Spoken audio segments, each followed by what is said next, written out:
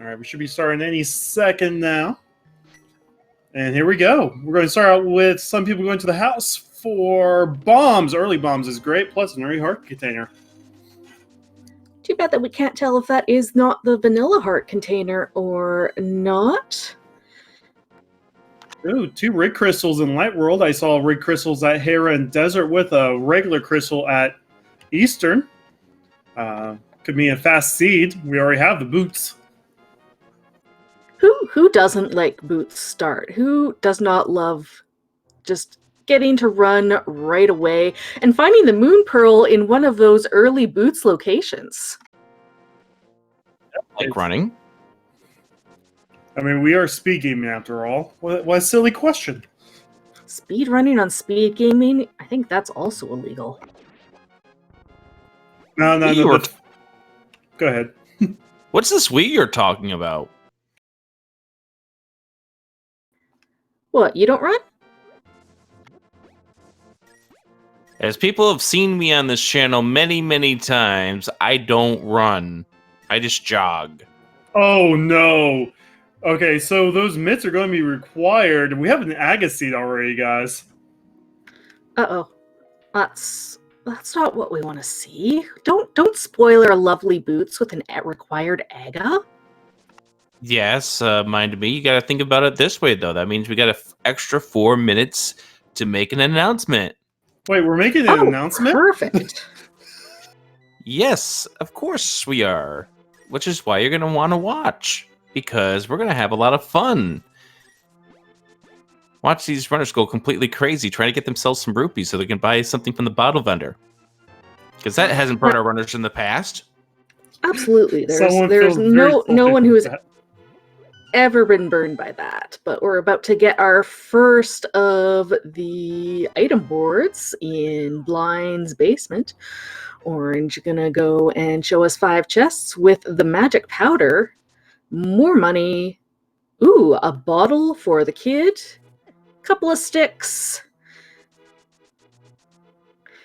And drum roll as we pick up these 15 rupees, a piece of heart. Yeah, so early bottle.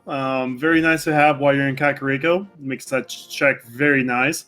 The one thing runners will also hope for here is the flute, so they don't have to return here, the slow way.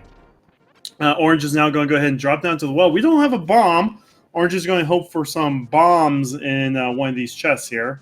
If not, we're going to have to drop back down here later on. So we got no, we've got no, we've got no. So that's going to be mitts now at the lumberjack. And no, but we got ourselves a boots, or rather a book, glove, and no bombs. So we've got 1 glove here in Kakariko along with that moon pearl.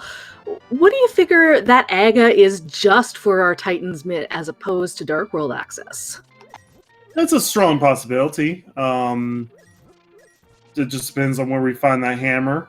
We haven't gotten any of the Aga pieces yet. No swords, no cape, no lamp. So we're closer to Dark World than Aga right now. Hammer and Ice Palace, please. Well, speaking of ice, we find the ice rod in the well, freezing up the well. Well, we do know that there's going to be 3 pendants in the Dark World. Odds are good that Turtle Rock is going to be one of them. Almost a 50-50, but not quite. Less than that. I was told that we're not allowed to do math on stream anymore. I know. It gave me a headache once. I'm sorry. Shield on Lazy Kid. More rupees in the tavern. Kakariko pretty much empty aside from the glove in the book. And the ice rod and the powder. Oh, those are just fetch quests. Don't forget the powder. Those are just fetch quests. Kuchiri, that's what Advil is for that headache of yours. Hit on for when hit hurry. Wait, what? Alright, so 20 rupees was on library. We're going to see what race game is. Race game has to be something, right?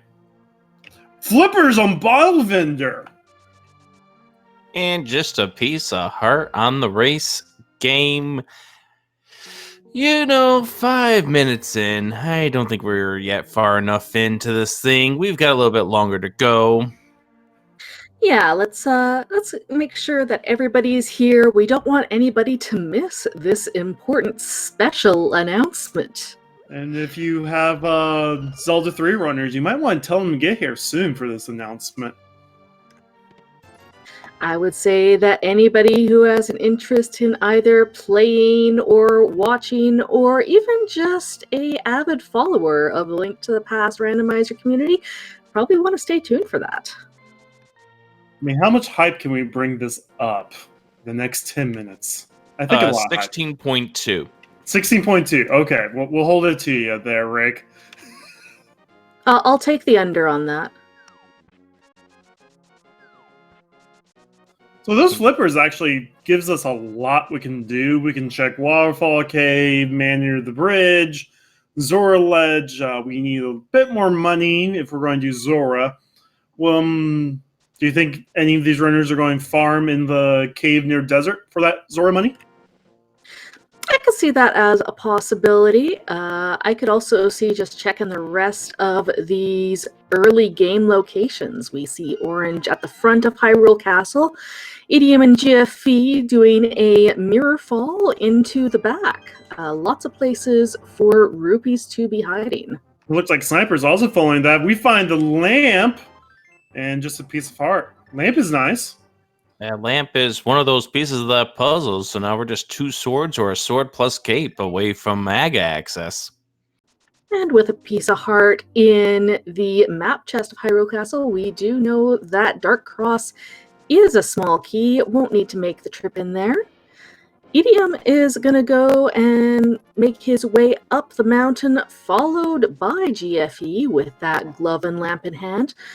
Not a whole lot of places in logic up here, or even in rule set applied, really. Just the 2, one inside Spectacle Rock and one on the Old Man Rescue.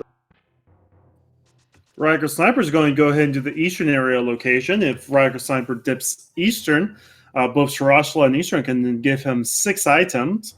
Of course, we don't have the bow, we can't finish Eastern, but there could always be, the compass on Armos. Can also dive into the back rupee room to get those 95 rupees to make your way towards Zora money if Sahasrara is not hiding some cash in his basement. Well, there is some cash, but not by much. And the Bombo's medallion. That's very nice to have if we don't find Fire Rod and we want to do Ice Palace. Idiom just happy to get that save and quit point from the Old Man GFE. Good to go show us what's around Spectacle Rock. Orange trying to set up a death warp, but got a piece of heart to complete a heart container. Well, Orange will be happy knowing that the small key is in Dark Cross once they drop down to the 3 chests back here. And Sniper's in Eastern. All right. Okay, we can't complete this unless we find the bow here, but bow is vanilla here, so... That's entirely possible. GFE is going to go and make down to South Shore Chets. How are we looking on that announcement hype level? Are we crawling up the barometer? I don't know, chat. Are you guys pretty hyped for this mega huge announcement we're about ready to have?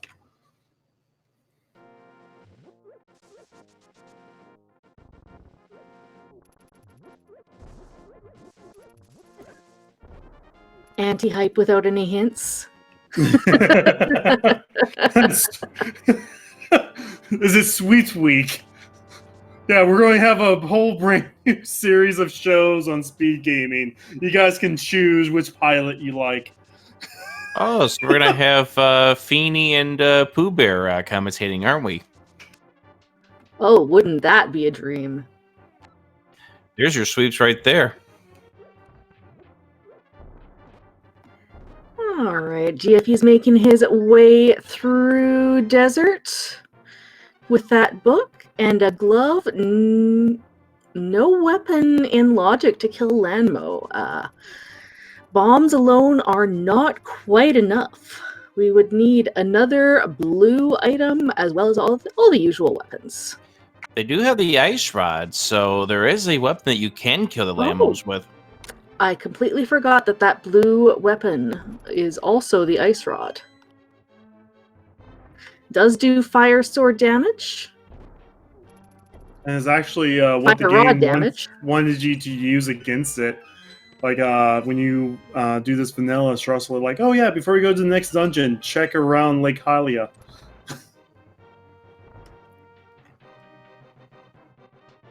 Sniper's getting trolled by that pressure plate there. First item desert's only 20 rupees. There is going to be an item on Armos. We found all 3 dungeon items in Eastern. Unless there is a bow in this vanilla big key chest, we will not be able to complete this dungeon.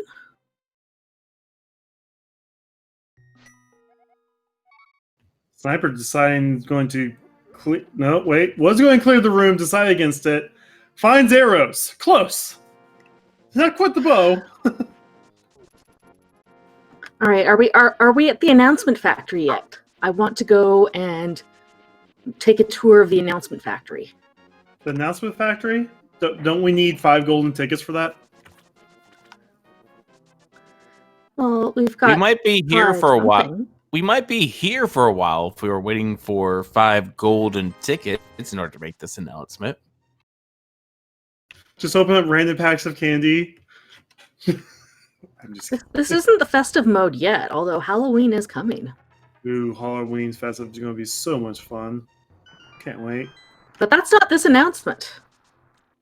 That is what we call the old bait and switch.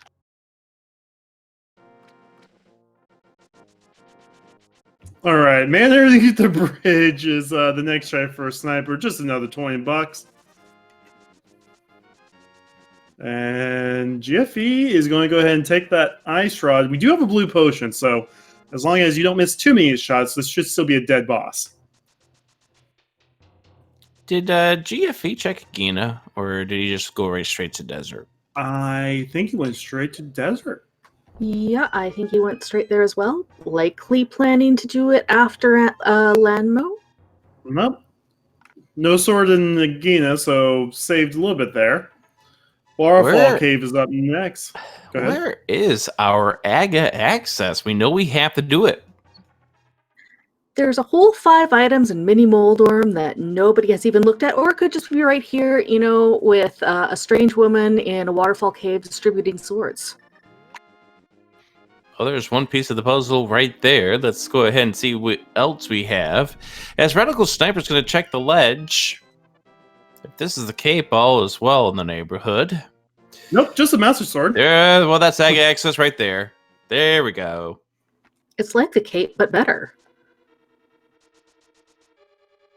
Yeah, the flipper from Biovendor actually enabled all this. ETM has a flipper, but Orange and GFE did not have the money for it.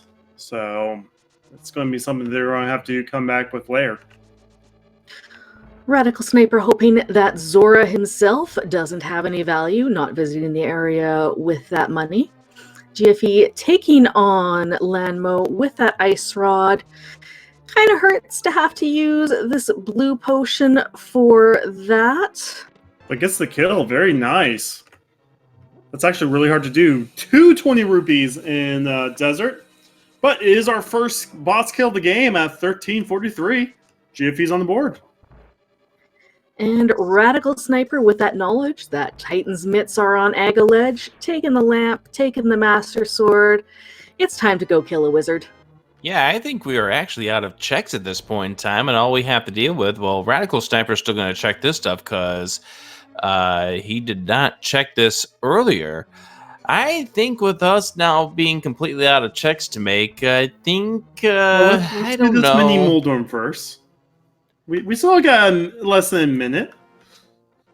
Less than a minute. Yeah. You're timing this to the That's our perfect Dark 15 World minutes. access. Fine, then. And with a less than 15-minute Dark World access, but a still required Agina Seed, let's talk about this announcement. Take it away, Rick. How about we stop keeping the people in the dark in regards to this announcement? Because you know what? We are just under 8 weeks away from an event that we call Speed Gaming Live. It's an event that we were hoping to do in public, but unfortunately, due to everything that's been going on, we've had to scrape the in-person format, and we're going to be doing it online this year from, November 7th until the 15th, and the link to the past randomizer is going to be one of the tournaments that we're doing during this event. Absolutely. We've got, how much money is in the pool right now? Right now, there is $1 over million. $1,200 in the pool. Not $1 million. Don't be silly. Are you trying to make feasible broke here, Kuchiri? No, but 1,200 is actually a really big prize pool. One stimulus check in the pool. But that pool is not final yet, but we are still up to, $1,200. So that's a fantastic prize that we're going to be going for. And so, mind of me, why are we doing a whole bunch of boot races this week? The mode for SG Live will be open boots. That's right. Oh, you mean this mode here? Yeah, this mode, where you start with the boots right in your house. You don't have to do the slow slodge over the overworld saying, oh, I wish I had the boots. Every runner is going to get to have those lovely, fashionable red boots on their feet from the start. And that's not all. There's more. How many qualifiers is there going to be for this tournament to seed everyone? The qualifiers for this tournament are going to be starting this Saturday. Saturday? You mean in 6 days? 5 days now? That's right. In 5 days, the first qualifier will be on Saturday morning at an EU-friendly time of 9 a.m. Eastern Daylight Time, which is 3 p.m. Central European Summer Time. As we said before, qualifier format is going to be open boots, and qualifiers are for seeding in the tournament. The tournament is going to have a limit of 80 participants because, you know what, the tournament itself is only going to take place over just over 9 days. So, how many qualifiers are there going to be, and how many do you actually have to do to be seeded? I actually want qualifiers. I actually want to interrupt the hype for just a moment because I know we have something that people like to guess at this stage that Radical Sniper's on. So, how many blue balls do you think Aga's going to deal our runners right now? I like the vanilla 3. I'm going to go with 4. What do you say, Kuchiri? I really don't guess this. I'm going to guess 15. Oh, right. You don't guess this. So the runner who's the furthest away gets banished from commentary for the next 3 months. Let's get back to business here because we do want to finish off with this announcement because we are doing how many qualifiers, should you say, mind to me? There are a whole 16 qualifiers over 12 days. Going to be consecutive days starting this Saturday. Now, you don't need to be interested in participating in the SG Live tournament. If you just want to race in the qualifiers, you can do that. But I would suggest that since our tournament entrants are going to be capped at 80, that if you want to participate in the SG Live tournament from November 7th to the 15th, you probably want to get your qualifier seeding in place and try to attend 5 of the qualifiers. It's going to be a similar scoring format. Oh no, Orange taking a death. That was a death. That was intentional. It was after opening up that last chest in the pinball room in Skullwoods.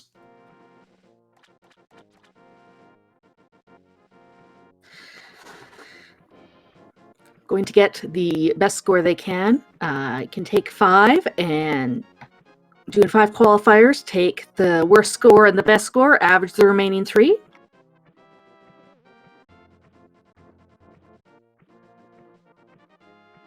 As Radical Sniper now has his Dark World access via AGA and will be able to get his Titan's Mitt. So that was 3 blue balls. Also, if you're just joining us, we just announced that, our SG Live qualifiers. We'll probably be announcing that throughout the week, I'm sure, right? Oh, absolutely. So how can you get more information about this? You can do !SG Live, as Mind of Me has just did. It's going to have the link to all the information that you need to know about this. And again, this main body of the tournament is going to be between the 7th and the 15th. So if you're planning on joining in on this tournament, you really, really want to make yourself available to do your matches during those dates. Absolutely. Even though, unfortunately, we can't be in person this time around, we want to keep as much of the live feel as possible. The matches going on at all hours of day and night, trying to find your opponent, and having a lot of fun. I was not able to attend SG Live last year. I was really looking forward to being able to go this year and take care and meet everyone. But you know what? Hopefully next year we'll be able to do that in person. What are your favorite memories of the Link to the Past Randomizer tournament from last year's SG Live, Rick? The finals. Oh yes, weighty words and Andy. No. The face, wasn't it? No. Yeah, Andy got third. It was weighty versus Gem. Yeah, no, Andy got third. That's right. I completely forgot. I'm glad I asked Rick, and I didn't just spout it out like a doofus here.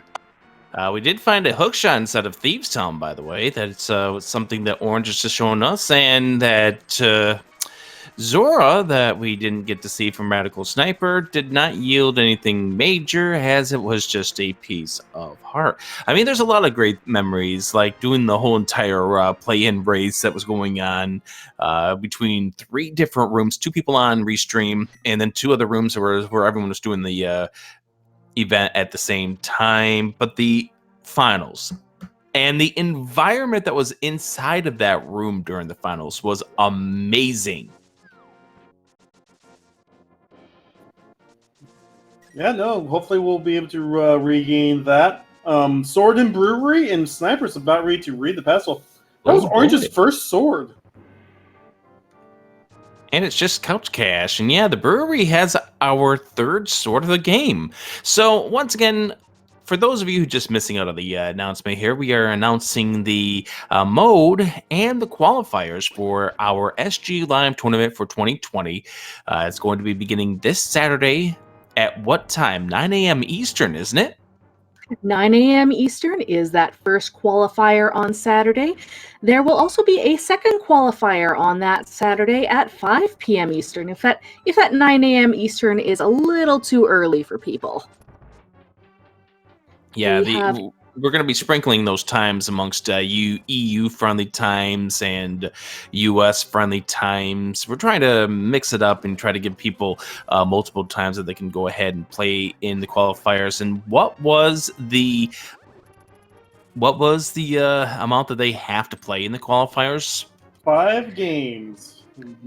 We dropped the theoretically, you could play less than 5 qualifiers, but it would really severely negatively impact your score, since we'd be dropping the best and worst scores.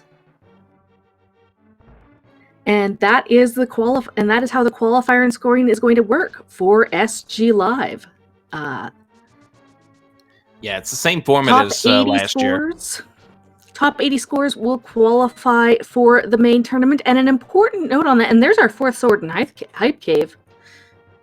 So that trip to the Zora area not required.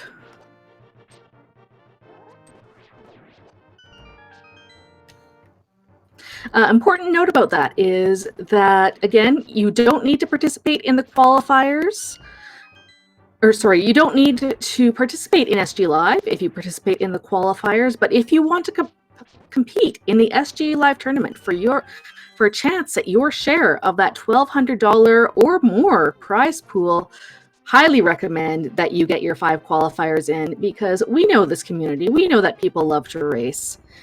And I have a feeling that there will be qualifiers in excess of 80 players. Especially when you know that you're guaranteed boots. Exactly. And there's one thing to know, is that there's no purchases that is necessary to participate in that. There was an entry fee that was originally in effect for the SG Live tournaments as part of the entry into the venue, but with this not being an in-person event, we are no longer charging that. What was that? The $40 admission? Yeah.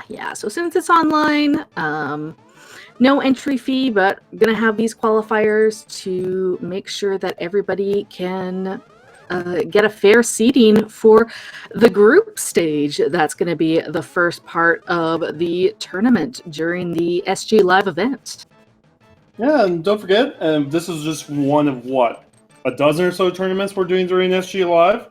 So if you're just an SG watcher, but you really want to, show your Castlevania skills or Final Fantasy skills, those are also races that we're going to have as well. Yeah, that's right. Link to the Past is one of the 3 main tournaments. We also have an Ocarina of Time randomizer tournament, as well as Final Fantasy 1 randomizer as our 3 featured main tournaments. Now, what do you mean by featured? So these featured tournaments are going to get a bonus to their prize pool. That bonus for these 3 is going to be a whole $1,000. So that $1,200 that's in the prize pool right now, that would be up to $2,200.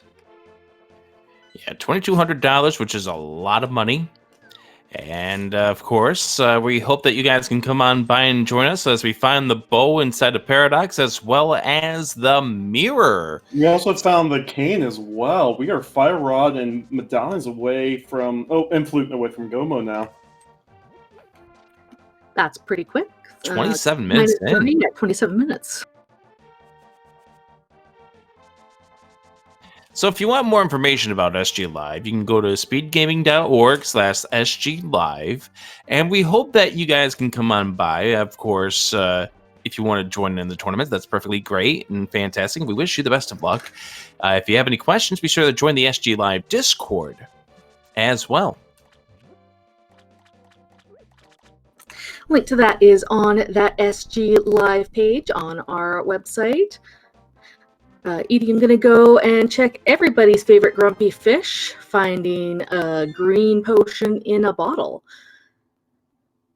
Now, we talked about the main tournaments. There's also quite a few featured side tournaments.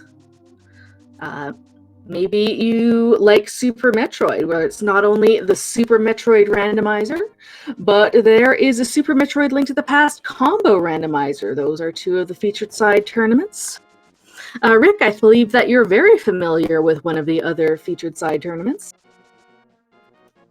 What? The Zelda 1 randomizer. That's what she's trying to get at. I don't know what you're speaking of. It was a late night for him last night. Zelda 1 had their SG qualifier reveal last night. Yeah, that's right. For that. Yeah, that's right. So Zelda 1 Randomizer is going to be one of the featured side tournaments, currently with a prize pool of $360. And last night's weekly, we announced what the flags are going to be for the upcoming tournament for that. Of course, we can't announce what the structure is until we figure out how many people are going to be in that tournament. But this tournament, we already do know it's going to be a groups into bracket setup after the qualifiers, that is. We also have 2 other Super Metroid non-rando tourneys, Double Anti-Bingo and 80%. We also have, Castlevania 1 and Castlevania Aria's Sorrow tournaments in there as well, plus Mega Man X if you're a Mega Man X fan. Going to be one of the other side tournaments is going to be Super Mario Odyssey Triple Bingo. There is a tournament of that going on Speed Gaming right now. I've been watching a lot of matches of that. That's a fantastic thing. Odyssey is a fantastic speed game with amazing movement, and Bingo just adds in that nice little extra oomph of, getting that randomizer routing and picking your bingo goals. It's a ton of fun to watch.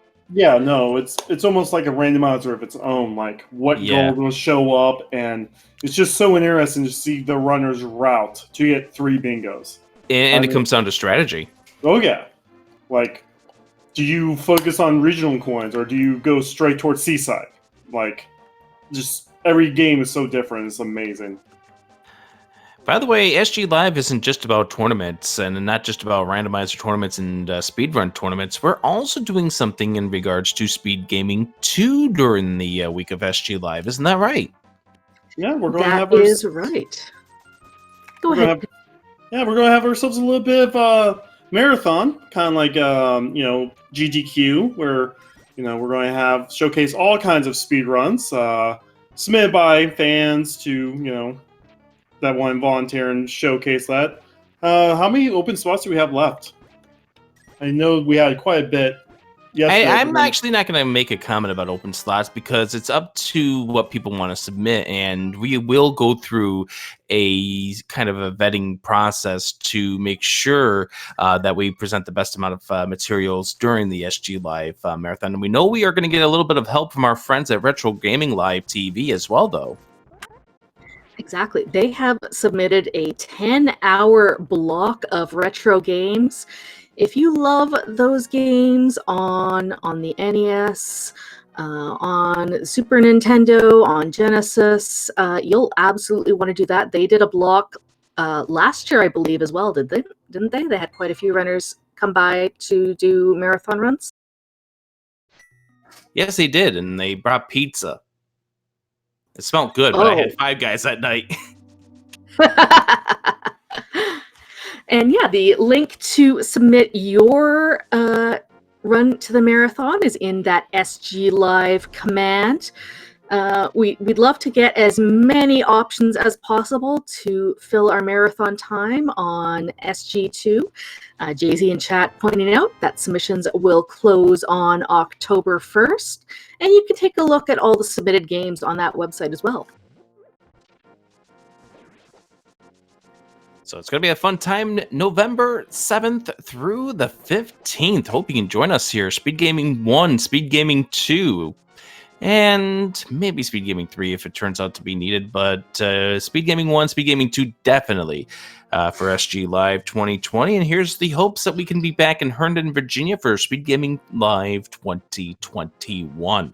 So a lot has happened on this seed over the past 17 or 15 minutes that we've been making this kind of upsell about SG Live. Yeah, we are now just on a hunt for the flute and a fire rod to be in go mode. And maybe medallions. Maybe medallions. We have not seen... Actually, I'm surprised we haven't seen TR yet, because Orange was doing... Oh, Orange hasn't done Aga yet. That's right.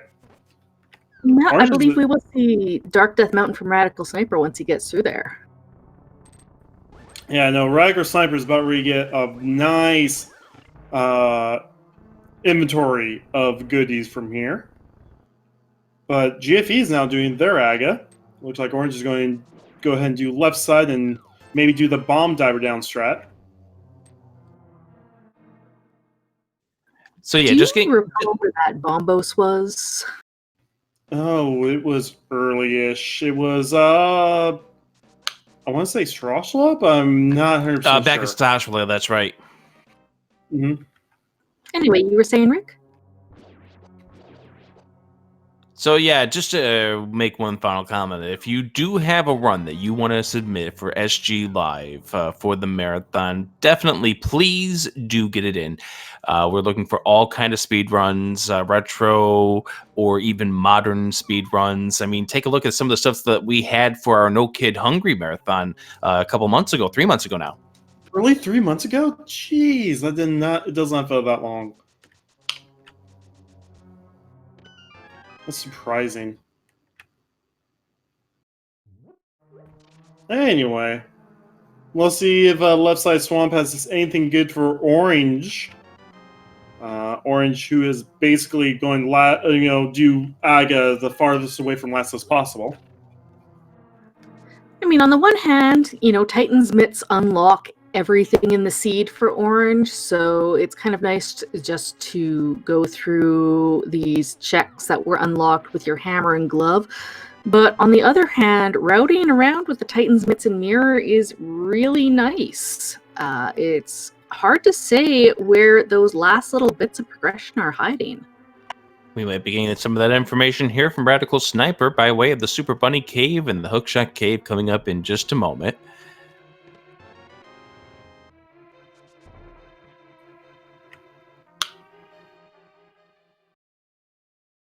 So far, just bombs and the flute. Oh, there's our flute. Well, we're now down to medallions and fire rod. In 40 minutes, man, this is a jet seed. So where's everybody thinking that fire rod wants to be? I thought you said we couldn't give any hints. Oh, wait, wrong thing. So Ether required for Turtle Rock. Rick, is this the return of Season 2 League, the Ether hunts? Absolutely, because we know how much the Ether meant to all of us in the league. By the way, shout out to the league that's going to be starting up next month, October 17th. Wow. Alrighty, Season 3. Yeah, this is going to be a good fall for randomizer fans between SG Live and League, who's going to have 2 separate leagues going on, which is pretty insane. They also just announced their game modes for all 7 weeks. There's some open boots on that as well. It's like they knew. Yeah, we're going to have some fun with the league, as there are going to be 2 different divisions. There's going to be an invitational league, which is going to be kind of like the Premier League if you follow England soccer. And there's also going to be an open league, which is for open to all skill types. And they're still accepting teams, by the way.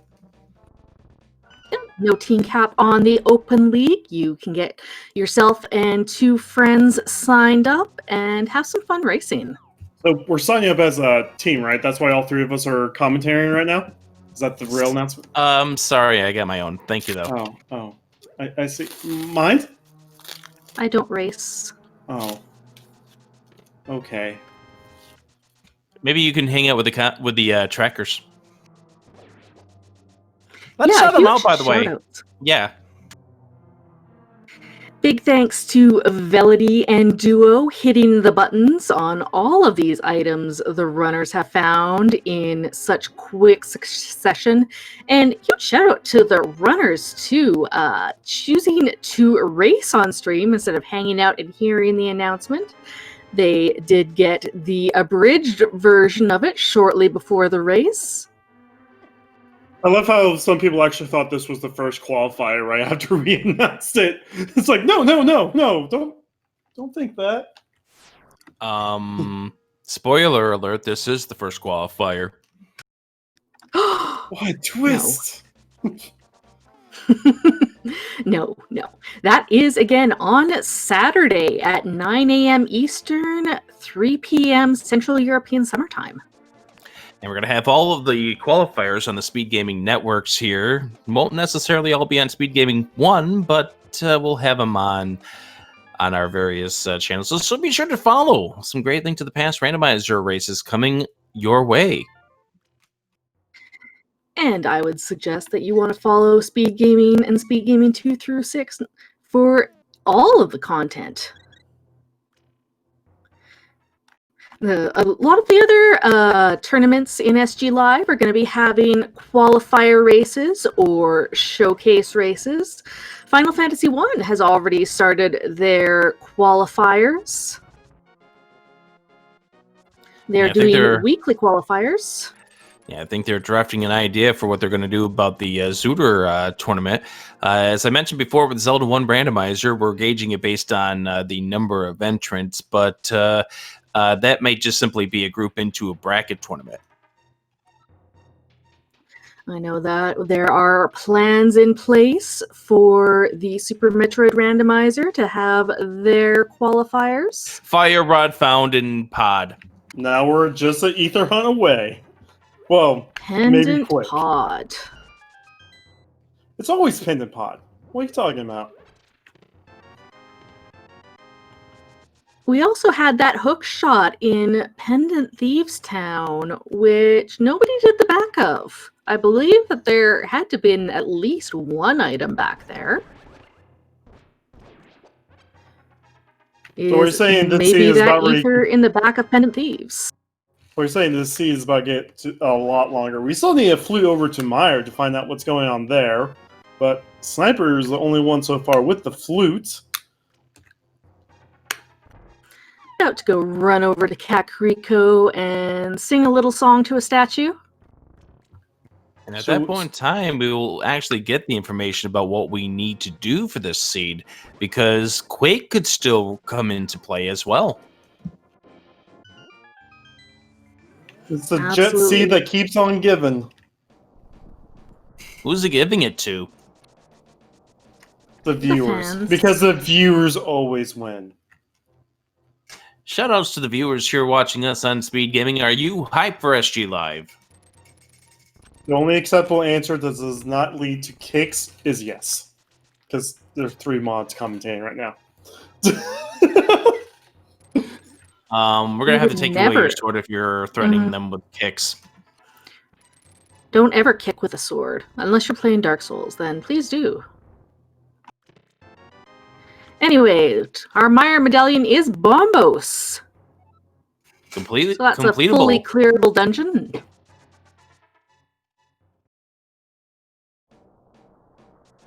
Yeah, once we find the ether, that'd be go mode.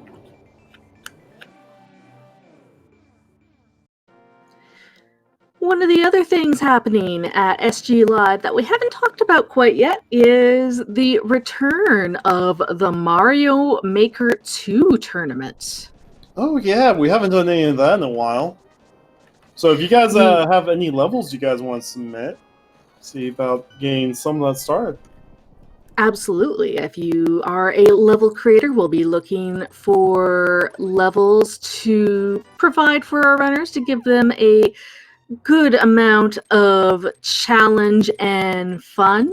Join the SG Live Discord to get some more details on that. The format for Mario Maker has yet to be determined, but I imagine it's going to be fairly similar to last year, where you do a blind run of some levels, optimization, and then some endless just for fun. Now we have Mario Bros. 2 Mushroom, and there's just a lot more stuff you can create now in Mario Maker 2, so see what kind of creations our viewers can make. And if you have missed the announcement, SG Live qualifiers for Link to the Past Randomizer Tournament start this Saturday, 9 a.m. Eastern. We'll be posting all the qualifier details in the Speed Gaming Live Discord, as well as the main SG Live Discord. We're going to be putting our... I was going to say, we're just going to be putting our commentators here to the test, as we've got 3 different things going on. Hera on one side, Pyramid Bomb, and then GFE's inside of Ice Palace for that fire rod of his. Well, nothing much is in Hera. We've seen it now from both Orange and Sniper. Ice Palace is a brand new check with the... Oh, wait, GFE doesn't have the cane. We're going to get the good old bomb jump here. That is a curious... No, there's an ether! We're in no mode. No mode right now. 44-minute no mode. GFE still needs to make a trip to Pendant Thieves Town for his hook shot. That will give him access to the mountain to get his mirror and cane of Samaria, and as well as his bow. Everything. Just gives him everything. GFE already was, I believe, the first. Yes, he was the first person to dip into Pendant Pod and got that fire rod. Is he going to be feeling the double pendant dip to go into Thieves Town? Pendant Thieves, let's say, notorious choice for runners. He's going to be forced into it real soon, though. I mean, he still can look at Skull Woods first because that is a green pendant. That green pendant counts as an extra item, so that may be more appetizing for GFE. I don't see GFE eluding Thieves Town too much longer if he's going to go back to Skull Woods. He would lump those two together. Question in chat. The bow, along with the mirror and the cane of Samaria, were all in Paradox Cave. And in Super Bunny Cave is the flutes. So Death Mountain East having everything required to finish off this seed. By the way, I don't think Orange, and people in chat had been speculating this, we don't think Orange checked the Lumberjack, so he's not made the play for Aga yet. We'll eventually get to that point, I'm sure, right? Running out of non-MITS checks? Very likely going to see a full clear Pod and Eastern here. We do know that there's an item on Armos, but it's not going to be of any use to Orange. And we found all the swords, so we can't make the seed go by any faster with damage. Actually, Orange has not found all the swords. Orange has not even done the water checks yet with those early flippers.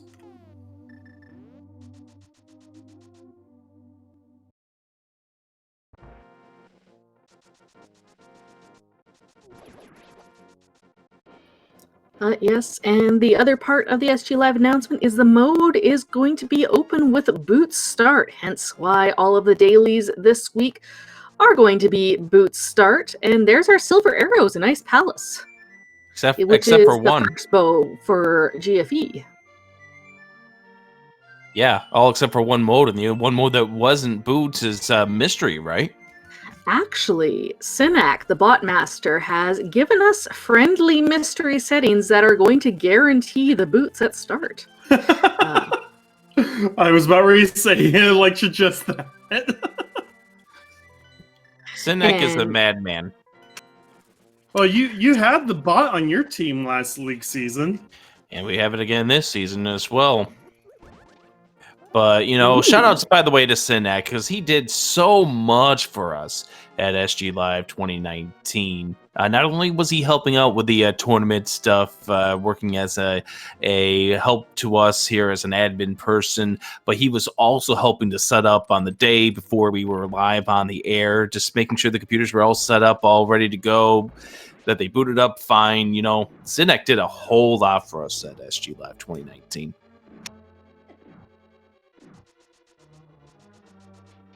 I mean, all the different bot commands he creates on the fly is just insane.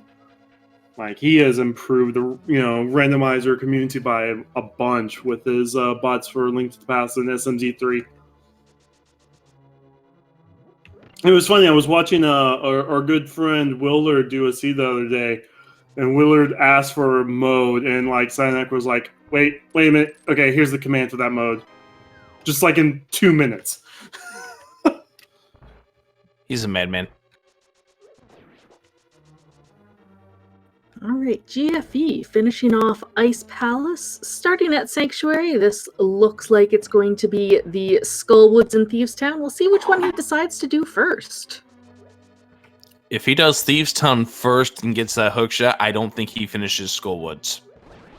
I would agree with that. I mean, he still thinks he's looking for 3 items, though. Do you dip out? but that hook shot opens up a whole lot of items up on the mountain. You've got the 7 in Paradox, you got the 8th in Spiral Cave, you got Tower of Hera, you've got the 4 in Hookshot Cave, and 2 in Super Bunny. But he is opting to go into Skull Woods. No, just go straight to the back, kill a moth, you get the green pendant. But I do not see him finishing this trek without a dip into Thieves Town. Hopefully not, anyway. I don't imagine he could find anything on, or desire to turn in the green pendant more than dipping into Thieves Town. The funny thing is at the 50-minute mark of this run, each person has different things that they need for go mode. So it's kind of be hard to forecast who gets what they need first. And this really is the kind of seed that is fun for both racers and viewers. Number one, you had boots at the start, which everybody loves, and we'll get to feature in all of our SG Live qualifiers. But also just so many options right from the start. There were those gloves in Kakariko that led some people over to the back of Escape. Some people decided to do their standard routing and do South Shore, early checks of Sahasrahla. And yeah, now we've gotten into this position where everybody is going to have a slightly different set of items for go mode. Yeah, branching paths can definitely be interesting for rando races because of which way do they go can make a big difference on the routing aspect. Also, taking really bad deaths to bosses may affect stuff too. Sniper now has to get all the way back through Mire to Victorious, took the death on the eyeball.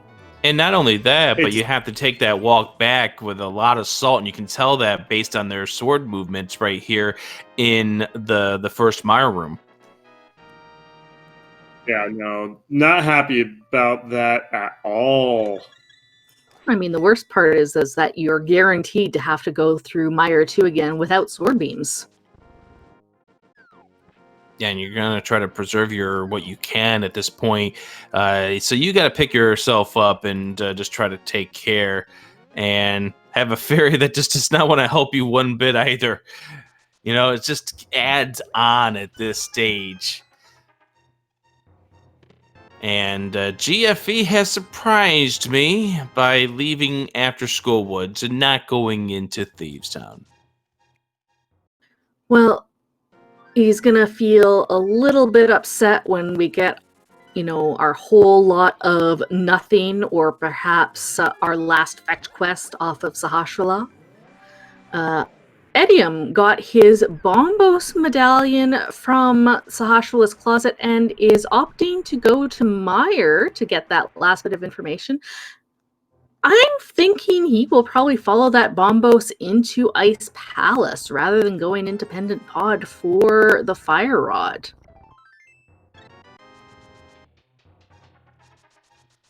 And then he might... I was thinking maybe he might make a trip into Turtle Rock, and let's hope if that's the case that it's a first item. Nope, you're not going any deeper in here. Yeah, I mean... at this point in time, you're an hour in. You got a whole bunch of items in Paradox Cave. So in your mind, you're like, let's just clear as many crystal dungeons as we can, and hope that as I'm clearing these dungeons, we just walk right into what we need. Looks like Orange is on his way to Helmasaur.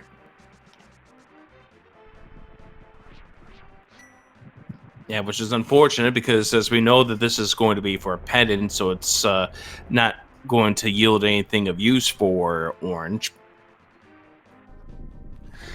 GFE has already dipped into pod once to get that Fire Rod. There's a possibility, since he's clearing Eastern to get that crystal now, that he decides to take care of pod at the same time.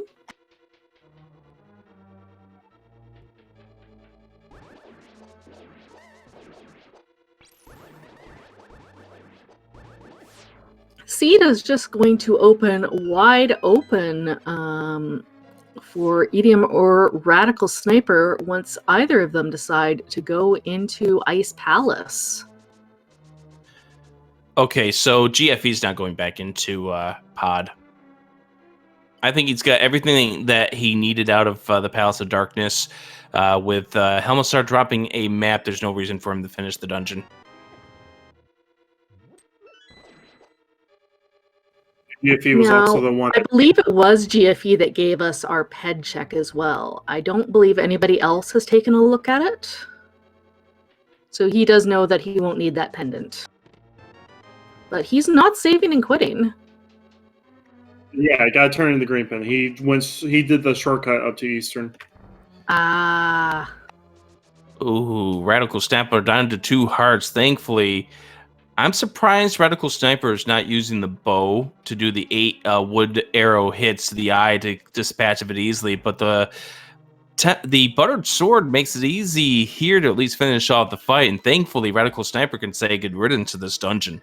Well, Radical Sniper died trying to do the sword strats last time. I think this was more revenge. Like, I can do this instead of doing the bow play. Got to get that little boost of confidence for yourself. Oh, for sure.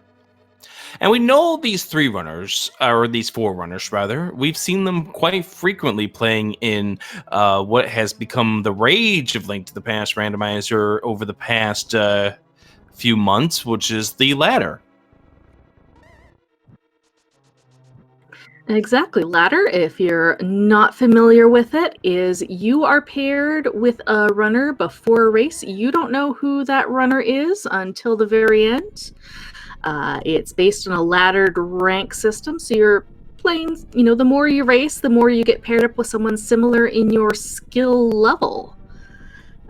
They're big group races. Every pair gets a different seed, and there are races happening literally all day long and into the night. Different modes, different seasons.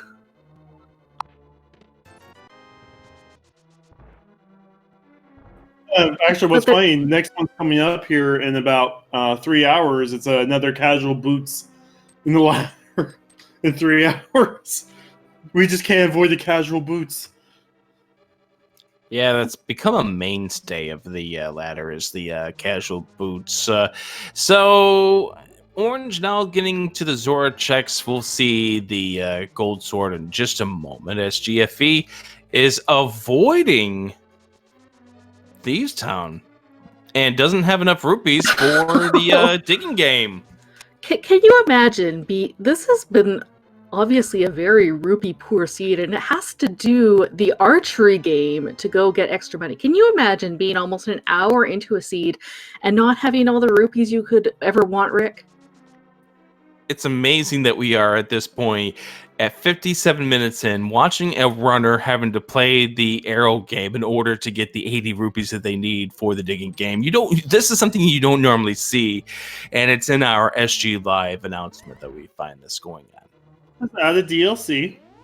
Different things that you may see. Orange actually going on his way to pick up that butter sword.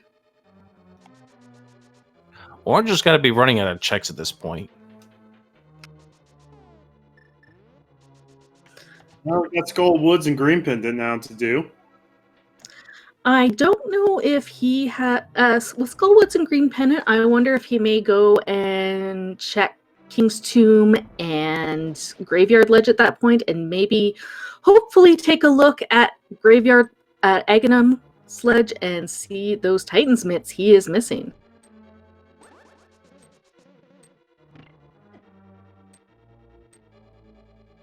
Also, I just want to shout out that item dash by EDM in the back of Meyer.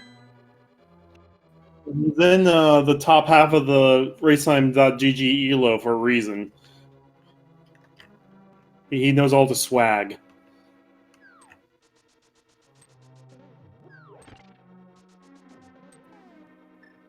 Smith chain for GFE. No flute, no mirror. Got to do this the long way around. Will he do Thieves Town before picking up the purple chest? You hope for his sake he does, but it looks like at this point, he's thinking, if it's in Pendant Thieves, I've already lost. Let's do anything but Pendant Thieves Town.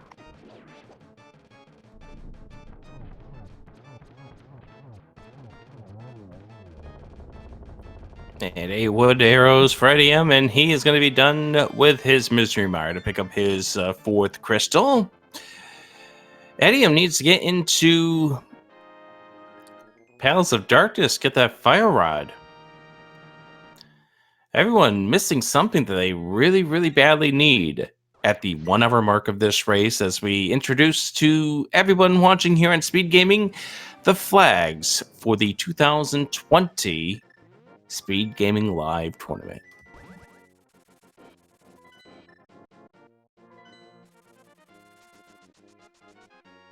So and Edium with the bomb boost is going to go in answering chat. Palace. Answering chat, Edium is in the destination of where GFE found that ether. And it was not GFE who gave us that pedestal check, because he's going to check it right now. And here comes Orange to get the news that it is indeed his Titan's Mitts on Lumberjack. Orange, guess what? You get to go fight a wizard. And there's an immediate save and quit, as you kind of figure at this point, because the Titan's Mitts unlock a whole lot. Yeah, so if Orange takes those mitts straight up to Dark Death Mountain, we'll get the flute. Hopefully we'll go right to Ice Palace after, as the king. I don't think so. Well, yeah, he's got to, because the fact that he's still got to get the ether for Turtle Rock. No such thing as convenience this time around. All right, here it is for GFE. Is doing Thieves Town before Purple Chest. Unfortunately, the hook shot is in the vanilla big key chest, so it's going to be in the 4th one here in the front. But he's still also missing, though, that Cane of Samaria and Mirror. Is he going to continue going through Thieves Town?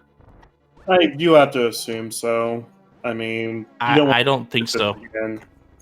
I still don't think so. I think the weight of the amount of items that are up on the mountain are far too much for him to continue on here. But he has effectively last locationed this hook shot. And you're right, maybe he might metagame and think that he has to. That's a possibility too. Let's see. He's thinking about it. Going ahead and doing it. I mean, there's 2 items left. Might luck out, and they're both early, and you don't have to go all the way to blind. Yeah, this is...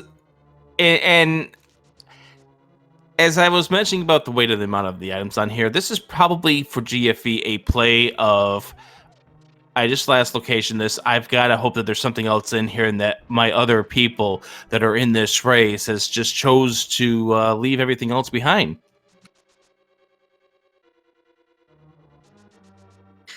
That is very true. He's looking at his inventory. He's like, there are 3 things that I need in my inventory, that I know I need in my inventory that I haven't come across. Everybody else could have gone through Pendant Thieves Town, found that hook shot, and then decided, nah, I'm good. How many other races have we seen that before? Far too many.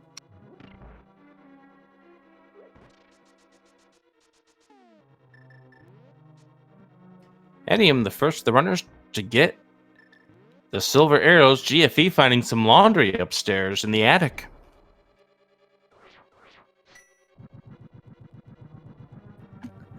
And looks like Radical Sniper is going to go and take care of that Pyramid Fairy. Nothing of interest in there, but potentially could follow that up with his Pod Eastern play. Get the crystal from Eastern and dip into Pod for that all-important Fire Rod. Who do you think could be the first into go mode, Kuchiri? Well, depending on how orange routes could easily be orange. Again, ETM could also go straight to pod, but I think ETM would go after the crystal dungeons first. I think at this point it's a toss-up between Edium and orange. Yeah. I mean, I feel like AM is just going to do crystal dungeon because that's what you do. You do crystal dungeons. You try and clear up all the crystal dungeons. Orange decides to do mids check, could easily be in go mode very soon. You do crystal dungeons, but at the same time, you've got a choice between a full clear of Swamp Palace or dipping an incompletable Turtle Rock for your crystal dungeons. That's a hard call, and I think it's going to depend on where EDM flutes to after this crystal cutscene. Yeah, go ahead, Rick. I was going to say, I think he flutes to 4. He does Swamp. You got to beat this dungeon. You might as well go in. Yep. And, if the question was between Swamp and Pod, you still do Swamp because that's 6 items and a crystal instead of 5 items independent. Last item was on blind. GFE was about to go to try to mirror to avoid that pendant cutscene, but didn't quite get the save and quit in time.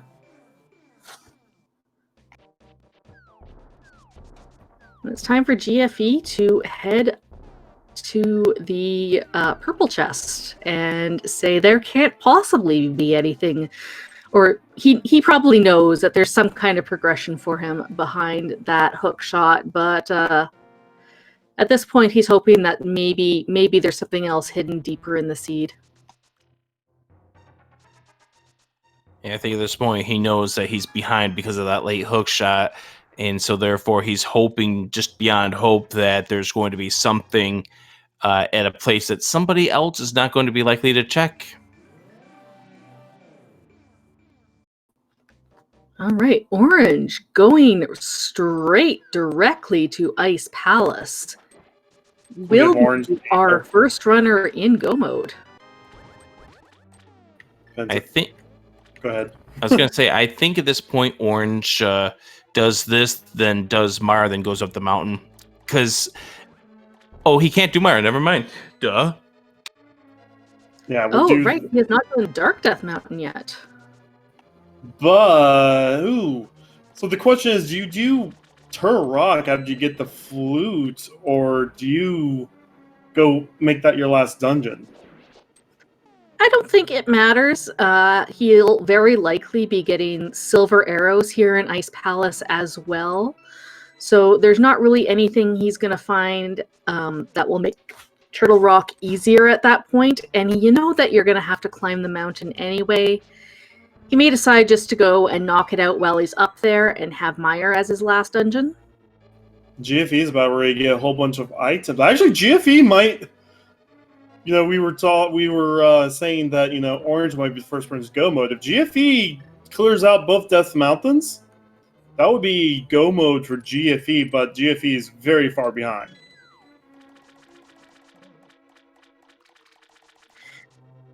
Kind of far behind.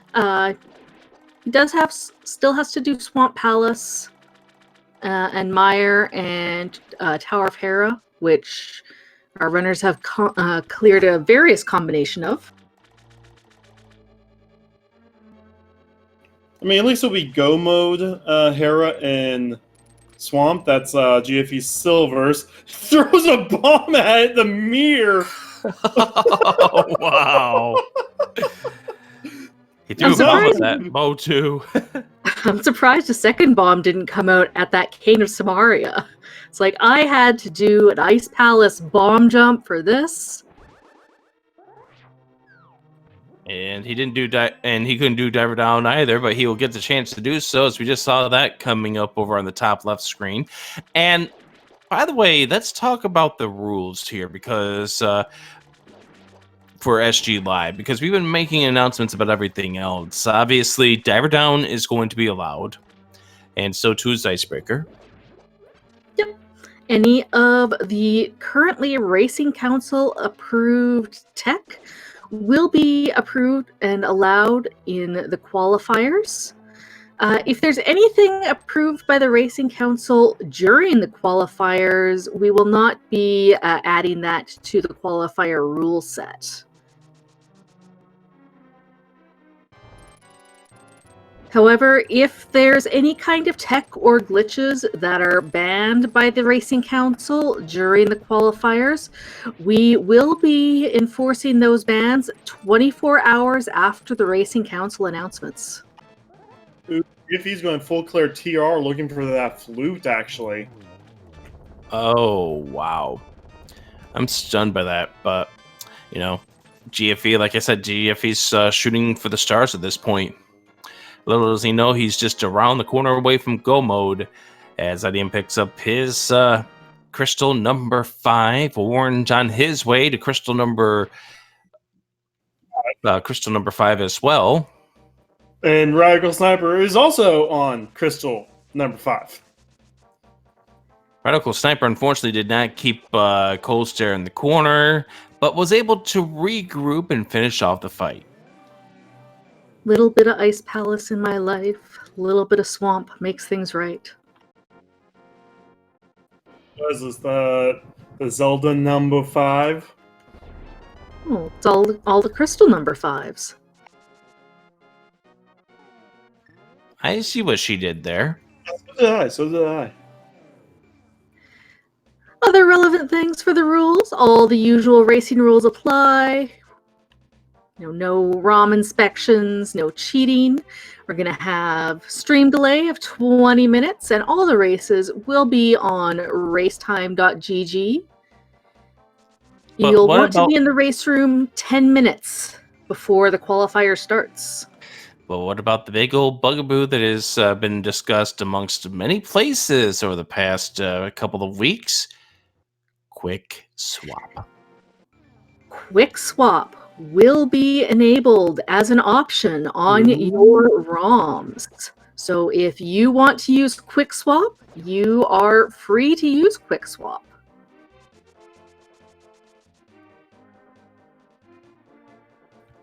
And we do hope that you can get all hyped for SG Live once again, November 7th through the 15th.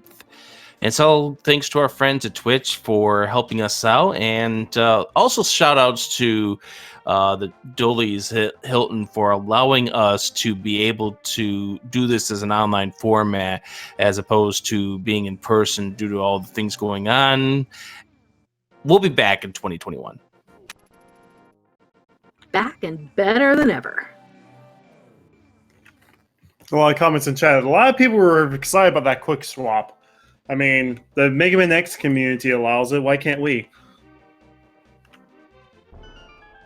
Yeah, it was announced that we had talked about the League and we had talked about Ladder. Their upcoming seasons will be allowing Quick Swap, and figure, you know what, qualifiers and the tournament will also be allowing Quick Swap. Orange is also going to orphan that flute. Yes, wow. This just keeps on going and going as Hedium is now heading towards the Palace of Darkness, and if he does get himself over to the Beetle Room, it looks like he will be the first of these runners to get into that go mode. It's kind of surprising. We were, only a couple of items away from go mode at the 40-minute mark. Just like a normal randomizer seed.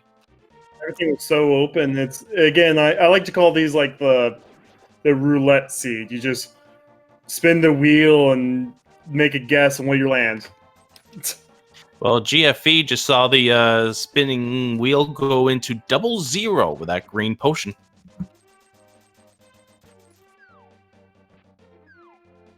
I completely understand GFE. Well, I guess I understand Orange not checking Super Bunny and Hookshot before Turtle Rock for the same reasons as GFE. Orange, last location to his Titan's Mitts, did not do the early check of Lumberjack.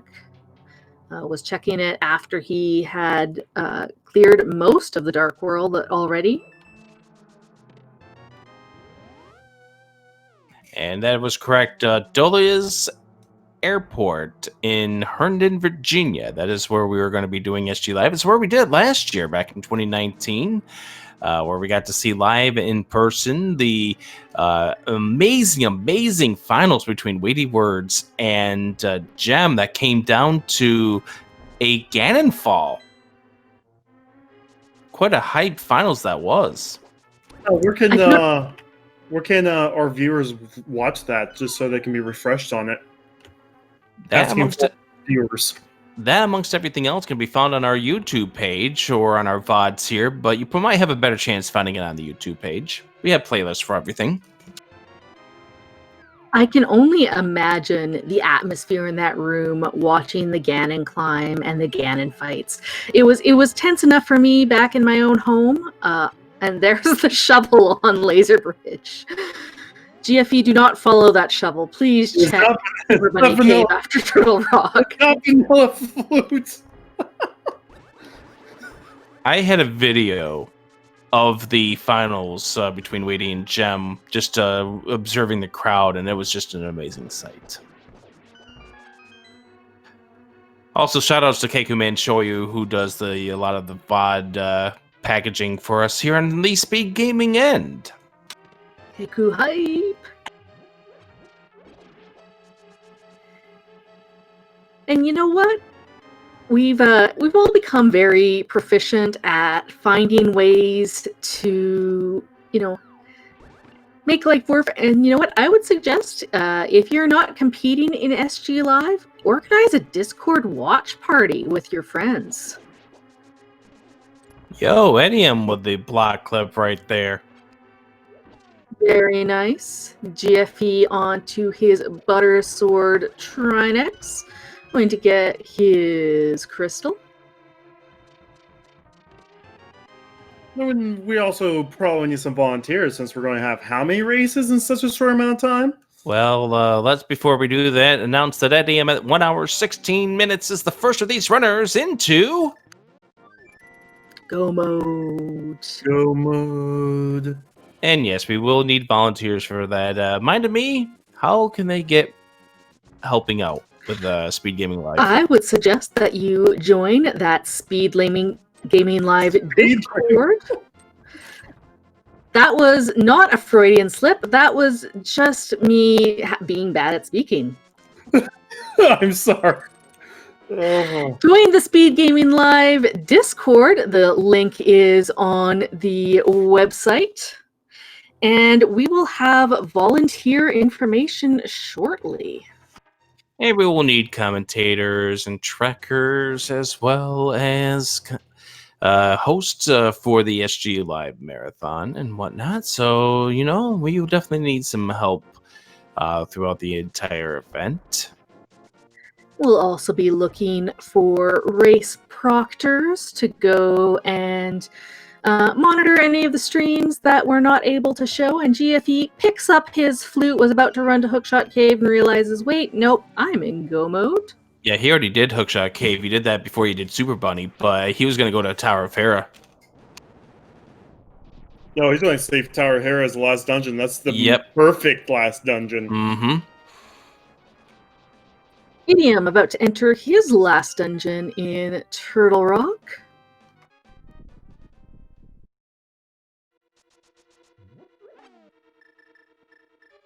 Go mode TR is not a fun go mode. I mean, there's only one thing you can do to make this dungeon slightly shorter. Yeah, avoid Laser Bridge, which is where we're seeing orange right now. And maybe this part of this thought process is the fact that nobody has finished overall in the race. And we're not going to make any mentions about who has finished overall. But at this stage, in an hour 18 in, the fact that nobody's finished means you're pretty much just going to play this out. You're not going to metagame based on people's finishing times. And with the boot start, and with all of the loaded items and required AGA, all of the runners had this information relatively early. You're probably not expecting a super early finish. The funny thing is that if you did things in the right direction, you could have probably have seen somebody get a 115 in this seed. So everyone had some sort of bottleneck at some point in time. And it's always that extra dungeons. Yep, you said it, Terry. Got some extra DLC this time around.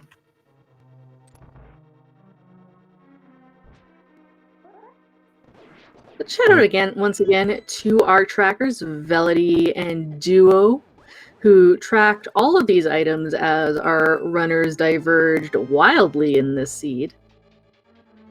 And huge shout out to these runners for wanting to be featured. You know, they got the abbreviated message, but everybody watching here got all the details. So they decided, you know what, I wanna race. I'll get those details later. Plus, these are some of the best runners out there. I mean, if you really want to watch some good streams, learn, some good strats, you feel like you're hidden in Andy's chat whenever you try and speak or something, watch these streamers. They are putting on great shows and they're good at what they do. And the good thing is that with the exception for today, because of the fact that they're on the restream, but sometimes they're discussing things in their chat. Maybe they're telling you why they're planning on going, which way they're going to go. So, Orange is checking Hookshot Cave. You're in go mode. So no. Oh, he's not sure of that yet because he just got the flute. Because remember, he doesn't know if he needs the Quake. Unfortunately, not going to find anything of use here, but he will be eventually activating his flute and finding out that yes, indeed, he is in go mode. Better to do this here than to skip these 4, activate your flute, then see that it's the Quake, because then you're getting in that very, very panic feel of, oh no, it was Quake, needed to get in, and I just passed those 4 checks right up.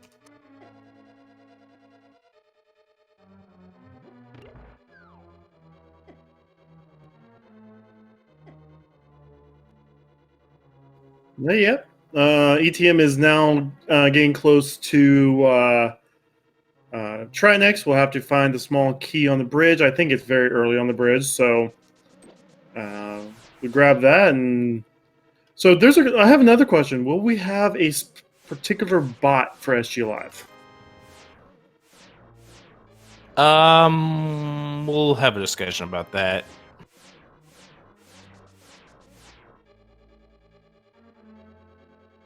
Still a couple of details. Let's just say Still a couple of details left to be ironed out. Yeah, let's just say that the big key guessing game is not necessarily something that we had actually thought of, as Orange is about to go into the Mire area to find out that he is truly in go mode, as GFE is about to face off against the Misery Mire boss, but still has 2 more dungeons to do after this swamp, which is not going to be a long dungeon at all. Hera's not that long. And Hera, with the Hera pod's not going to be a long dungeon at all either. It's just, he's still got 2 more crystals to get after this, as Edium finishing off with this Trinex fight. And I think for this, we're almost in a position here where we can start taking some people's orders, but we got people jumping the gun. Hey, sorry. 2 of the people are on our staff. Chat made me do it. Chat made me do it. I'm sorry. Don't hit me again. If Chat jumped off of Laser Bridge, would you do that too? I think he would. Maybe. All right. 7th and final crystal has been grabbed by Edium, and now there are 22 possibilities in where the Ganon's Tower big key is going to be. Now spam those numbers in the chat and tell us where you think the big key is going to be. Kuchiri, you put a guess in the chat. How about you say it vocally? Well, I always guess 5, because 5 is like my number. Mine to me? Somebody had taken my number, but I normally go with 15, but I guess I'll go with 16 because that usually works out to be the vanilla big key location. And screw if somebody already took this number in chat, I'm taking 12. Staff It's using the power. The randomizer room, no matter which routing you take. Bingo.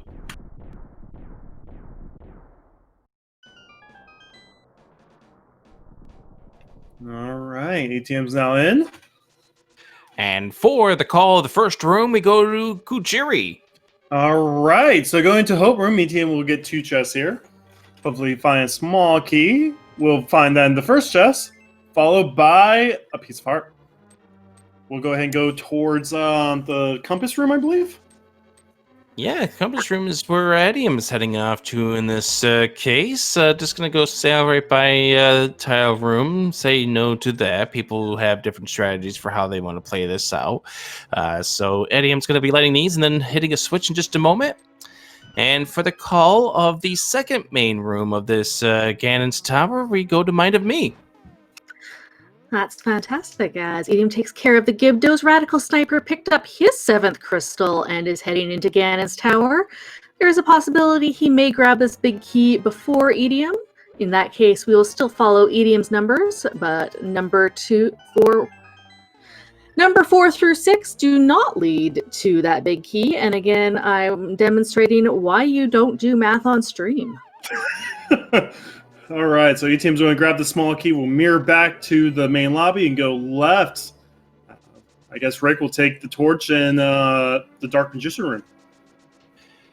Well, we go down into the torch and we find 20 rupees that are not going to get claimed by Edium. He pulls out his hammer, going to hit this switch, and he'll be joined real soon by Radical Sniper, who's going to be making this path over here to the left as well. Edium now goes and hook shots on over, bonks into the pot, and now here we go. With the next checks, we have ourselves the Magic Cave, a small key. The big key, and what number was that? 7, 8, 9, 10. That was number 10. So if you guessed a number 10 today, what is the prize that they will win from us here at Speed Gaming? They get to hear about SG Live for another 20 minutes or so. But I guess everyone else gets to hear no about that. No refunds.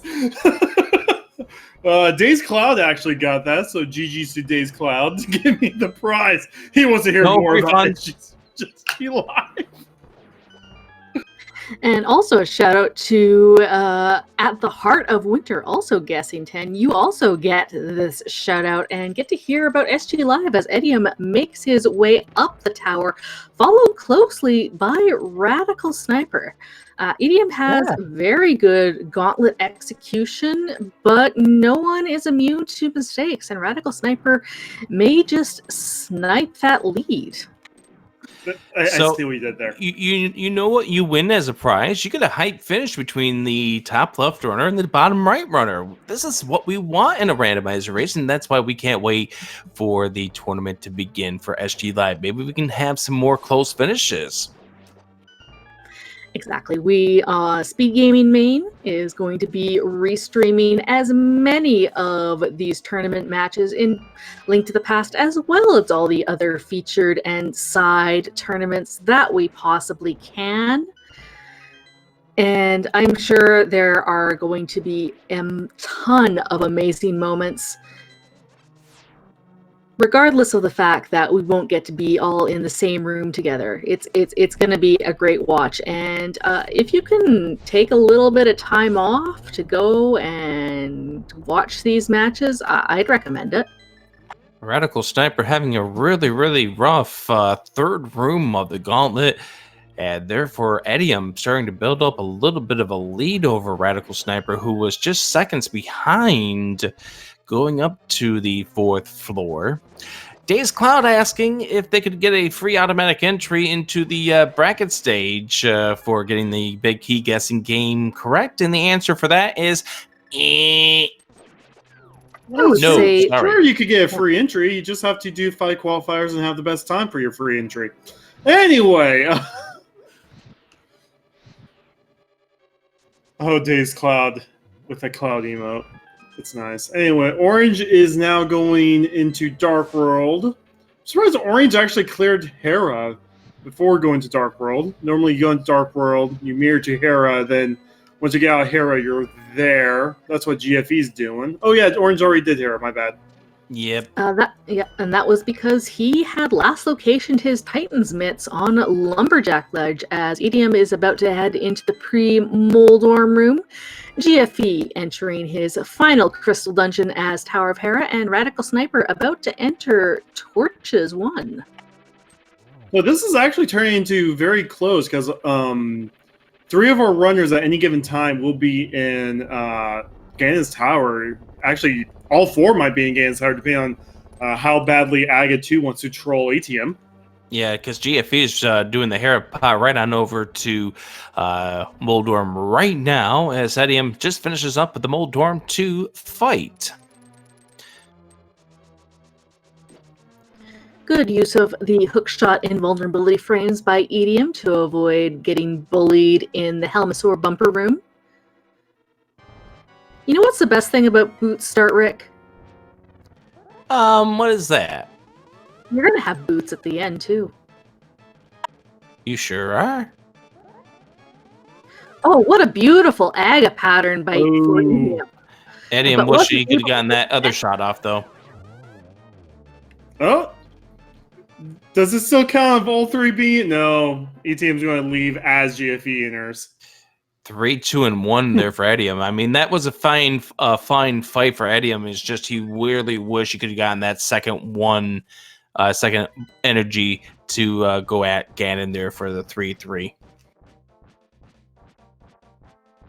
So, Rick, tell us, what should we expect from EDM in his upcoming Ganon fight?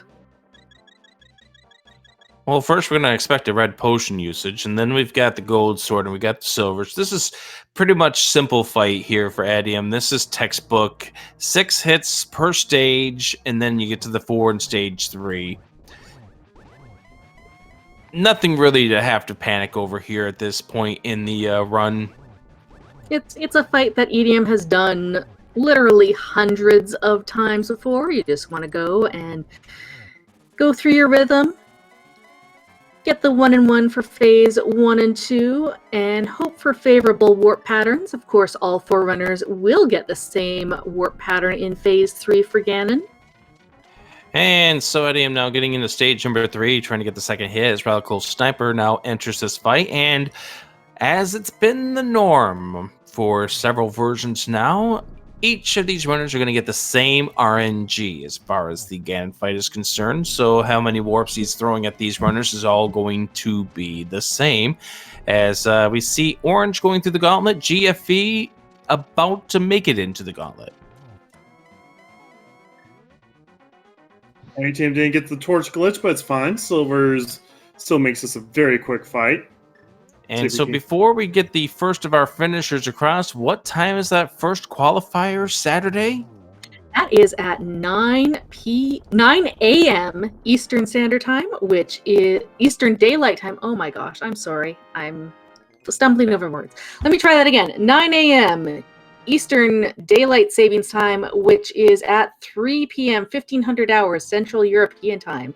But get some GGs in chat for EDM finishing first on the restream with an official racetime.gg time of 1:32:06, which is a good for 8th place overall in the race. Yeah, we actually had a whole bunch of finishers that just clumped in while ATM was in the top of GT. We had Games Gone Wild, who was first overall with a 1:24:30. 14 seconds after that, Plasma Kappa did a 1:24:44.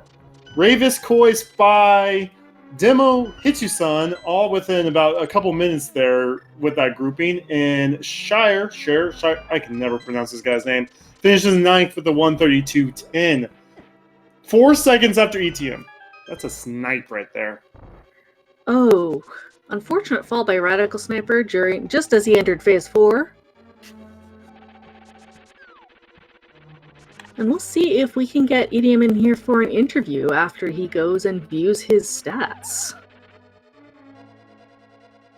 And Orange, not immune to the falls, but luckily Moldorm 2 a little less punishing than Ganon.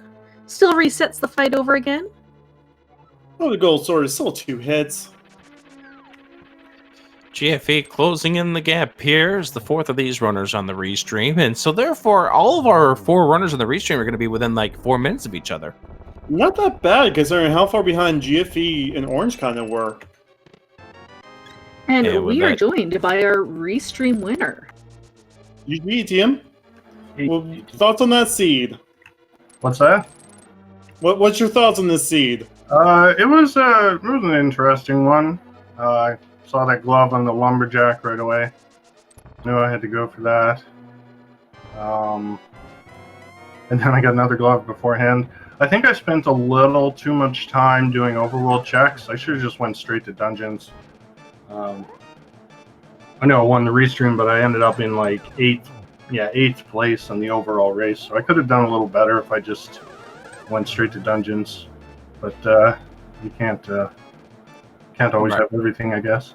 Right, you had to figure that might have been the path that Gan's Gone Wild and Plasma Kappa ended up doing in that race. Here, as we see Radical Sniper now into phase number 4, finishes off the final hit for Ganon. So get your GGs into chat for Radical.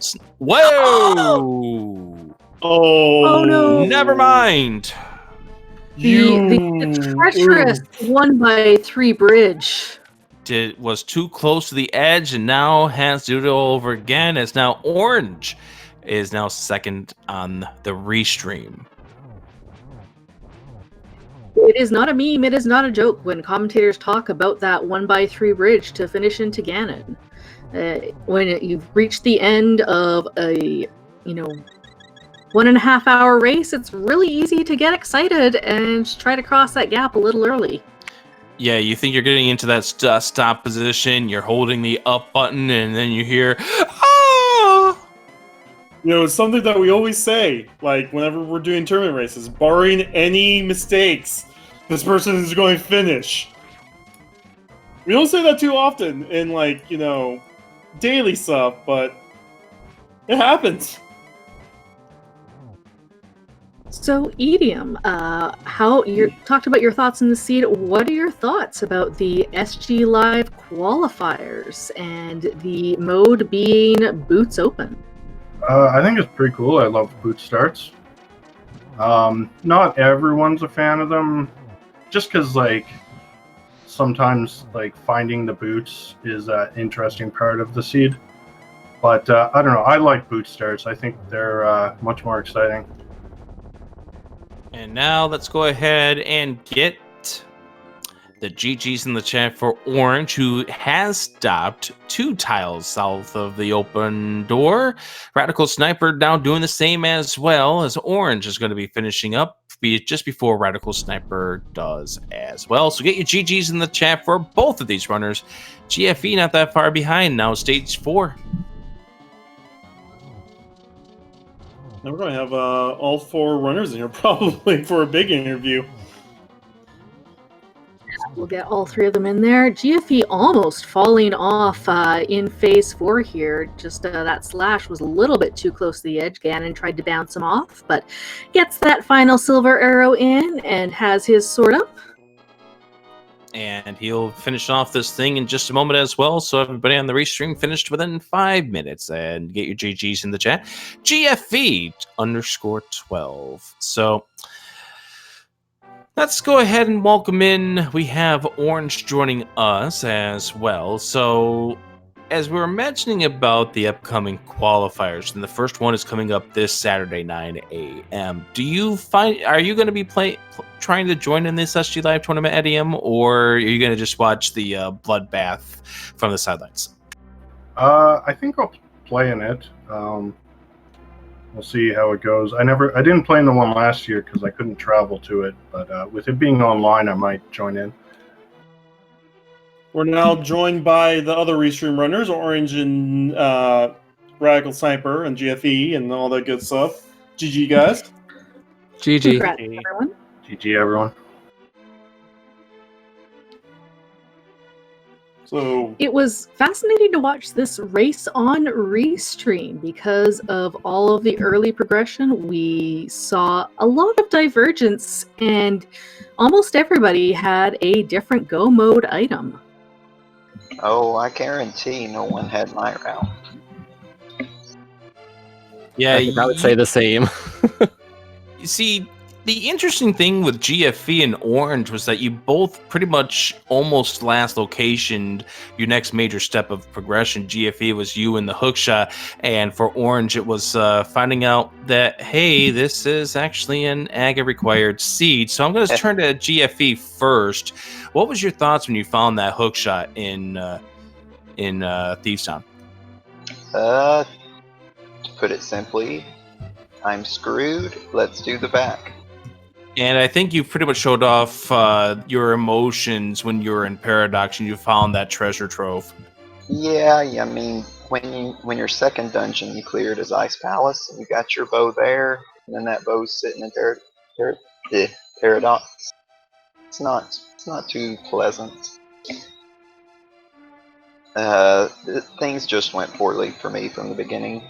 About the time I walked into the second room at Eastern, I remembered, oh yeah, I already have the Moon Pearl. It was in Bonkrok. What about you and the Titans Mid Orange? Cool. I don't have to pull pad. Oh yeah, Ped was open at that time. I mean, I'll take my time for in all dungeons minus Elmasaur, because that's what I did. Because when I went into pod, the main thing I was thinking was, if Fire Rod is in here, that's going to put the pedestal in logic. I'm killing Helma. Fire Rod was my go mode. Otherwise, I was going to kill Helma as well. Fire Rod was any reasonable person's go mode, to be honest. Yeah. But not me.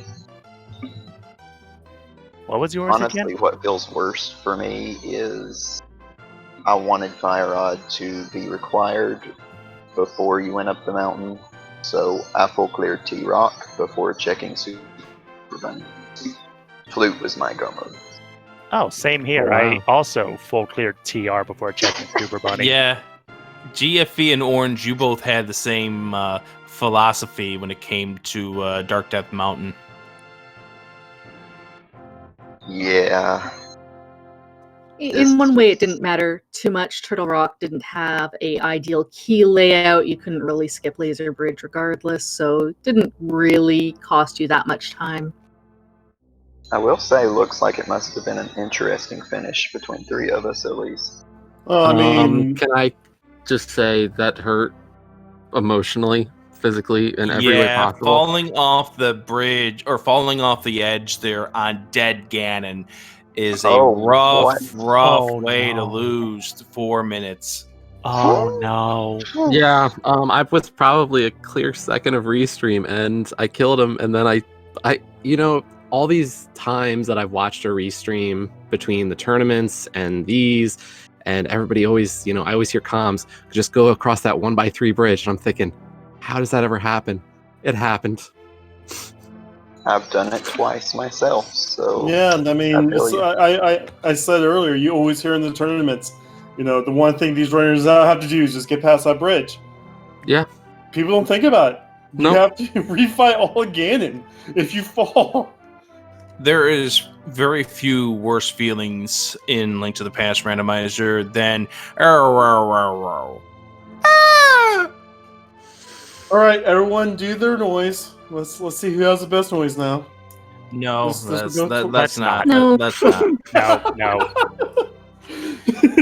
Gonna pass. And everybody tunes out. So one last question I wanted to ask Radical Sniper about this seed in general was your thoughts in regards to Vitreous, who ended up sending you back to start for a few extra seconds of misery in Misery Mire.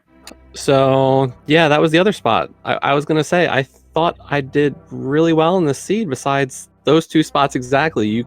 I was pissed, to be honest, because I got through the NMG portion of that fight pretty cleanly, and I thought everything's good. And I've done that I've done the angle shots to force him into a corner so many times, and then felt my bosses were not up to par tonight. Yeah, I'm surprised you did not go with the bow and arrow strats against that Vitreous stage 2. Yeah. Thought about it, and then I don't know why I didn't. Well, thankfully you were able to get off that second fight with 2 hearts remaining, and GG's for you for getting back there. But we definitely could see that you were a little rattled when you went back to that Mire first room. Yeah, that was the thing. I probably would have gone back into Mire, honestly, either way after that Vidi fight, just to check cutscene. Just because I was going to look for that second item and kind of wanted to clear dungeons fully. But so like it forced me to just do that then instead. I'm not happy with it either way, but it happens. Do you want to say GG's to all of you here? I mean, I know that you all had parts where you felt like it could have gone stronger, but the fact that we had all 4 of you here finishing within 5 minutes is definitely a GG's. And I'll let Mind of Me take it away with the SG Live questions. Well, I hope that we do see all of you in the qualifiers. Anyone know for sure that they're going to be trying to qualify for the tournament? I mean, I'll give it a shot. I'm going to have to be a little more successful in my Galaxy Brain straps than I was this season. So. Orange, Sniper? Go ahead. I mean, I guess I'll try.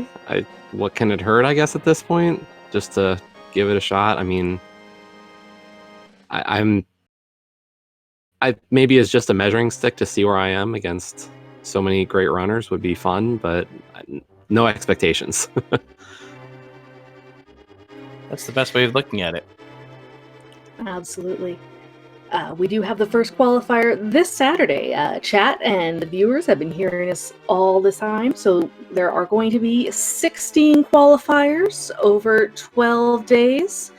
Scoring is going to be very similar to last SG Live as well as the main tournament.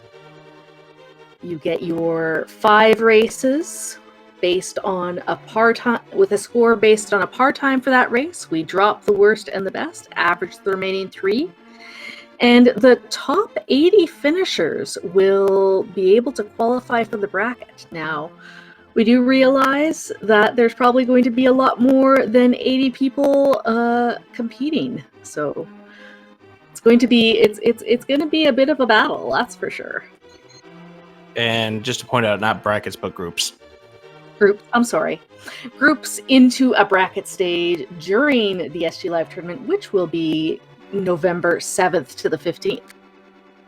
Yeah, but it's going to be a lot of fun. And if you don't, if Link to the Past Randomizer is your second fancy, there's other tournaments that are going to be on the docket for SG Live, and we're hoping that we can see some of you maybe partake in one of those, or maybe the marathon, or just in Link to the Past Randomizer. It doesn't matter. We hope you all can have some fun. Absolutely. And so the full qualifier details have been posted now in the Speed Gaming Live Discord. It's got all of the qualifier dates and times, the rule set, as well as the links to the challenge page where we'll be tracking the groups and brackets. And links to the Matcherino page where you can check out the prize pool, which again, right now the prize pool itself is at $1,200, but there is a guaranteed extra $1,000 to that prize pool.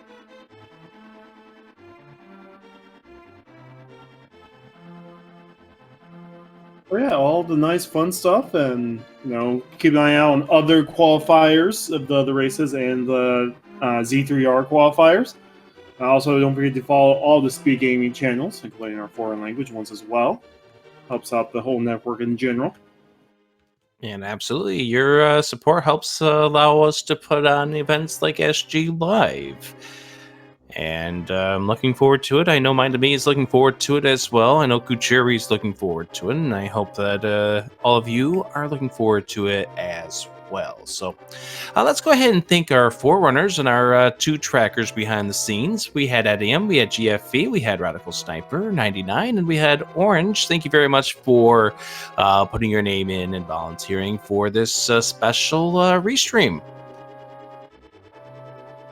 Yeah, thanks to you guys. Thank you for having me. Thank you for having me. It's always a pleasure to be on. Please give them all a follow. It helps them out, and you know what? You'll get a little bit of entertainment watching them as they practice and play. It's a great thing. And big shout out to our trackers, Duodeca and Velity, pushing the buttons, keeping us straight on who found what, where, why, and when. And I think we should just go ahead and wrap up. I mean, we had a 3-person booth for a special reason. Kuchiri, thank you very much for joining us. Yeah, awesome. I love commentating. Thank you for having me in this unique, once-in-a-lifetime TriCast that will never definitely happen again. Until the next time. Until the next time it happens, yeah. Thank you for joining me, both Kuchiri and Rick. And Rick, I'll let you sign off. Yep, absolutely. For our runners, for our trackers, and for our fellow commentators, I'm Adirondack Rick saying thank you and hoping that you can make your plans to join us for more Link to the Past Randomizer daily races various times throughout the week. 2 o'clock, I think tomorrow is the next one. And then 11 o'clock on Wednesday, 2 o'clock on Thursday, and 9 o'clock on Friday, all times Eastern Daylight Time. And of course, be sure to look forward to the SG Live stuff we got beginning Saturday, and of course, SG Live coming up November 7th through the 14th. So with that, have yourselves a good night, and thanks for watching Speed Gaming. Ready to try Force with you guys. Have a good one. Take care, y'all.